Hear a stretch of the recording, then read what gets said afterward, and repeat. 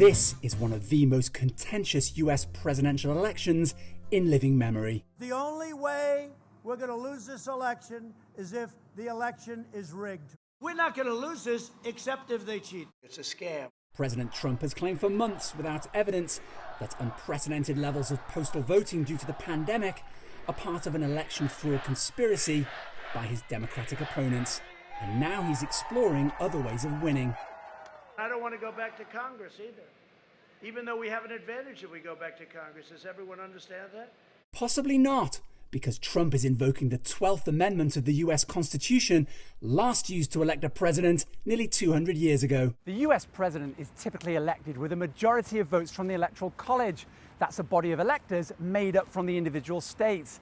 But what if Trump and Biden are tied in the Electoral College?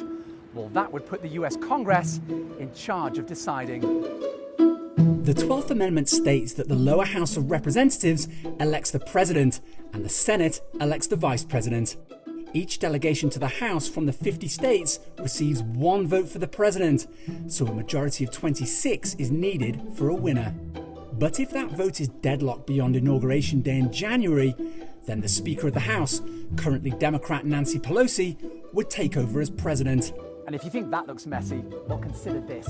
The president is elected by electors rather than the popular vote. But it's the popular vote that decides the number of those electors. And right now, Republicans control 26 delegations to the House, while Democrats have 22. And that's why Trump is accurate to state that he has an advantage. But of course, that could change with the election. And imagine if results from individual states, especially those highly contested swing states, are challenged by claims of vote rigging and worsened by delays in counting due to an avalanche of postal ballots. It's a recipe for a potential full-blown constitutional crisis that even the Supreme Court might struggle to adjudicate, partly because it removes the outcome of a democratic election away from the voters themselves. Owen Fairclough, CGTN, Washington.